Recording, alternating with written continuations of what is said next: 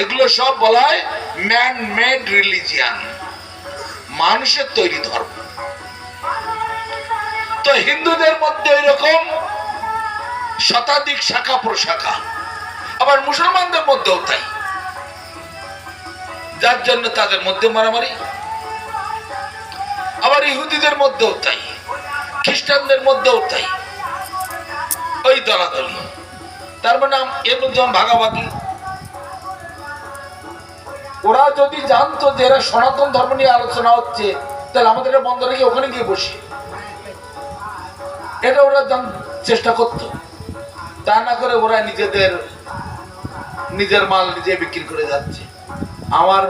আমার কাঁঠাল পচা হোক আর খারাপ হোক, আমার দোকান আমারটাই, আমার দই সব থেকে মিষ্টি, আমার কাঁঠাল সব থেকে ভালো। এই তো রেশারেশি। তার মানে হচ্ছে প্রতিযোগিতা, প্রতিদ্বন্দ্বিতা।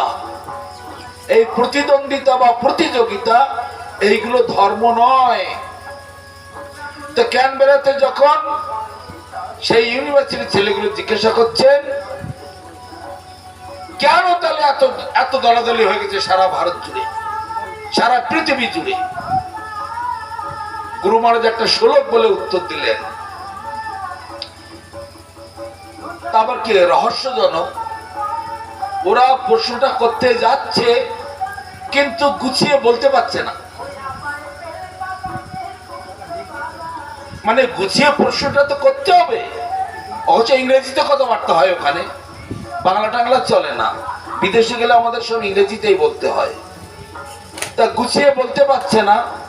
গুরু মহারাজ বলছেন okay okay okay okay stop, you do your question later, first to take the answer, later will take the your question. তার মানে আগে উত্তরটা নিয়ে নাও, তোমার প্রশ্ন আমার বোঝা হয়ে গেছে। বলতে চেষ্টা করছে তোমার প্রশ্ন আমার বোঝা হয়ে গেছে, আগে উত্তরটা নিয়ে নাও, পরে তুমি প্রশ্ন করো। করা হয়নি, মানে মুখ খুলেছেন। তো গুরু মহারাজ তখন বললেন এবার আগে উত্তরটা নিয়ে নাও। এবং প্রকৃতি বৈচিত্রা বিদ্যান্তে মতের নিনাম পারম্পর্যনকে সঞ্চিত পাষণ্ড মতয় পরে।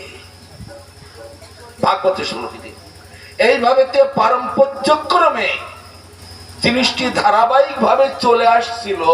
কৃষ্ণ এই জ্ঞান দিয়েছিলেন ব্রহ্মাকে, ব্রহ্মা দিয়েছিলেন নারদকে, নারদ দিয়েছিলেন ব্যাসদেবকে, ব্যাসদেব দিয়েছিলেন মধ্যাচার্যকে, তারপরে জয়চিত্র নিরহরি ছিলেন পদ্মনাভ ইত্যাদি করতে করতে ধাপে ধাপে আসছিল।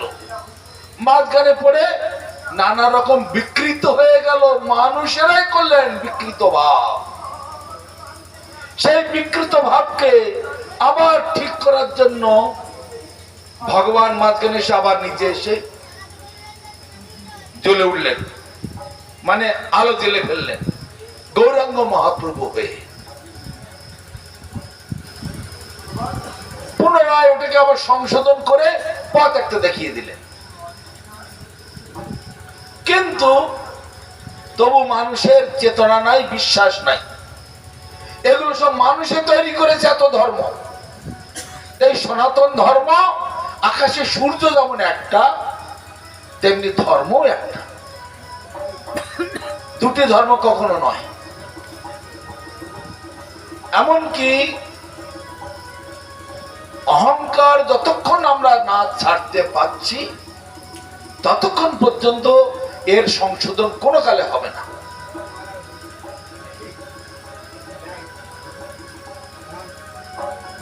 অহংকারে বদ্ধ হইয়া নিতাই পদ পাশরিয়া অসত্যের সত্য করি না। অহংকারে মত্ত হয়ে অসত্যটাই সত্য বলে এরা ধরে নিচ্ছে। কিন্তু সারা পৃথিবীতে যখন আমরা ঘুরে সব কিছু ঘুরে ফিরে এক জায়গায় চলে আসা যায়। What is the definition of religion? ধর্মটা কি, ধর্মের ব্যাখ্যাটা কি? ওই একটা জায়গাতে সব চিৎপাত। গুরু মহারাজের সঙ্গে অনেক বড় বড় বিশ্ব ধর্ম সম্মেলনে বসেছি। আবার গুরু মহারাজ চলে যাওয়ার পরে আমাকে যখন পাঠাতেন তখন আমি অনেক বড় বড় বিশ্ব ধর্ম সম্মেলনে বসেছি। একদিকে সব মৌলবীরা বসেছে, একদিকে খ্রিস্টানদের পাদ্রীগণ বসেছে, একদিকে বুদ্ধিস্টের লিডার দালাই লামা টামা ওরা বসেছে, আর একদিকে ইহুদিরা বসেছে, আর এক সাইডে হিন্দুরা বসেছে। এইরকম সব বড় বড় বিশ্ব ধর্ম সম্মেলনে দুটি করে লেকচার দিতে হয়, একটা জেনারেল লেকচার আর একটা ভিআইপি হলের মধ্যে লেকচার। সেইখানে সব লিডাররা এসে বসবে, কিন্তু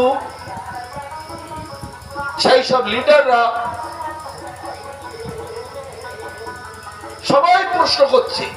প্রথমে 10-15 মিনিট কথা বলতে দিল, বললাম সবাই হাত উঁচু করছে, বলে আগে আমাদের প্রশ্নের উত্তর দিন, আর বেশি বলতে হবে না।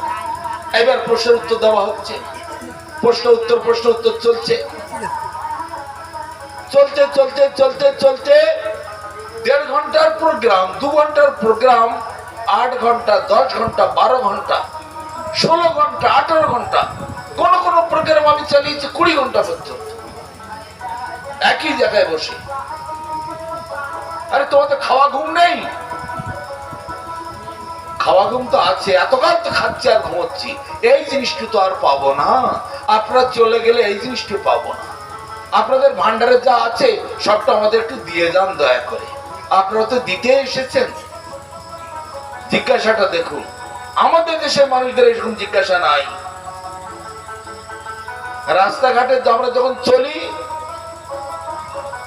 একটু মানে কদর্যের চলে, ও সাধু বাবা কোথায় থাকেন, কোন মাঠ থেকে এসেছেন, এরকম কথা বলার ঢং এরকম। কতদিন থেকে সাধু হয়েছেন, আপনাদের বউ ছেলে মেয়ে আছে, এইরকম প্রশ্ন। দেখুন আমাদের দেশের লোকেদের এরকম প্রশ্ন, কিন্তু একবার কারো মধ্যে এটা দেখি না। জগতের কোটি কোটি মানুষ একদিকে ছুটেছে, আপনারা কতিপয় কিছু মানুষ ওর উল্টো পথে যাচ্ছেন কেন, এই প্রশ্ন কিন্তু কারোর মধ্যে জাগে না। কি এমন আস্বাদ পেয়েছেন, কি এমন বড় ভালো জিনিস পেয়েছেন, একটু আমাদের বুঝিয়ে দিন। এইসব প্রশ্নগুলি বিদেশে পাওয়া যায়, কিন্তু আমাদের দেশের লোকেদের এই প্রশ্ন নাই। অস্ট্রেলিয়াতে যখন ওই কথাটি গুরুমত বলে দিলেন, ছেলেগুলো তখন খুব আনন্দ করতে লাগলো। এইটাই ছিল আমাদের প্রশ্ন। তারা বলছে এইটাই তো আমাদের প্রশ্ন। উত্তরটা পাওয়ার পরে বলছে এইটাই ছিল আমাদের প্রশ্ন ছিল। কেন সারা ওয়ার্ল্ডে ধর্মের নামে নানা কিছু হয়ে আছে, একই রকম, এক ঈশ্বর থেকে সবাই আসছি, সবটা এক দল, একমত, সেগুলোর নাম জৈব ধর্ম বা আত্মধর্ম।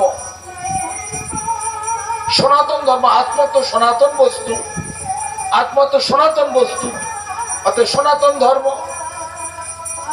এখানে তো একাধিক ধর্ম হওয়ার কথাই নয়। এসব মানুষের সৃষ্টি করেছে, সেই জন্য এইগুলোকে ধর্ম বলা হয় না, শাস্ত্রেতে এইগুলিকে সম্প্রদায় বলা হয়। ধর্ম আর সম্প্রদায় এক নয়। ধর্ম হচ্ছে গড মেড, ভগবানের সৃষ্টি, ধর্ম মদাত্মক, আর এই সম্প্রদায় মানুষের সৃষ্টি। ধর্ম আর সম্প্রদায়ের সাদৃশ্য বৈসাদৃশ্যটা আমাদের জৈব ধর্ম গ্রন্থেতে বর্ণনা করা আছে।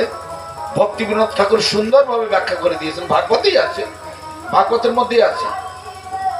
সেগুলোকে সহজ সরল ভাষায় জৈব ধর্ম নামক গ্রন্থের মধ্যে সুন্দর ব্যাখ্যা করে দিয়েছেন। ধর্ম এবং সম্প্রদায়, সাদৃশ্য এবং বৈসাদৃশ্য। ধর্ম হচ্ছে ভগবানের সৃষ্ট, আর সম্প্রদায় মানুষের সৃষ্ট। ধর্ম অনন্তকাল থেকে ছিল, আছে এবং অনন্তকাল থাকবে, কিন্তু সম্প্রদায় অতীতে ছিল না, বর্তমানে আছে, ভবিষ্যতে থাকবে না। ভালো করে বুঝতে, এই পয়েন্টগুলি খুব গুরুত্বপূর্ণ। ধর্ম মানুষ সৃষ্টি হওয়ার পূর্বে থেকেও ছিল, যখন এই জগতে কোনো মানুষ জন্মায়নি তখনও ধর্ম ছিল। আবার ভবিষ্যতে যখন কোনো জনমানব থাকবে না, ধর্ম থাকবে। এইখানটা আপনাদের কাছে জটিল হয়ে যাচ্ছে। মানুষ ছিল না, তাহলে ধর্ম ছিল কি করে? কিন্তু আপনারা কেউ জিজ্ঞাসা করছেন না, দেখেছেন? আবার ভবিষ্যতে মানুষ থাকবে না, কিন্তু ধর্ম থাকবে। এটা কিন্তু আপনাদের কাছে জটিল হয়ে যাচ্ছে, কিন্তু আপনারা কেউ কথা বলতে সাহস পাচ্ছেন না। ভালো করে, ভাগবত মানে কি? ভগবানের ভগবত্তা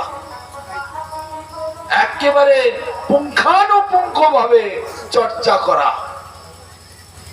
ভগবানের ভগবত্তা দুই ভাগে ভাগ করা, ভক্তরূপী আর গ্রন্থরূপী। এই জগতের মানুষের গ্রন্থ নাম জানে না, ছোঁয়া পড়া তো দূরের কথা, আমাদের গ্রন্থগুলোর নামই জানে। 10টা গ্রন্থের নাম বলতে বললে তো কেউ পারবে না।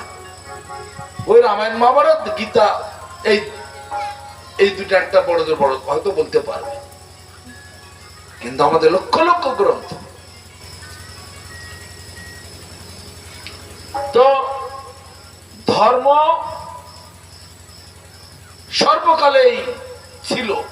যখন জগতে মানুষ আসেনি তখনও ধর্ম ছিল। আবার সুদূর ভবিষ্যতে যখন কোন জনমানব থাকবে না জগতে, তখন ধর্ম থাকবে। কিরকম জটিল বিষয়!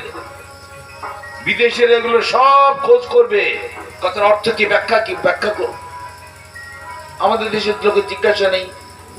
এসব জায়গায় সব অভাব থেকে যায়, এইগুলো সব এদের কাছে অভাব থেকে যায়।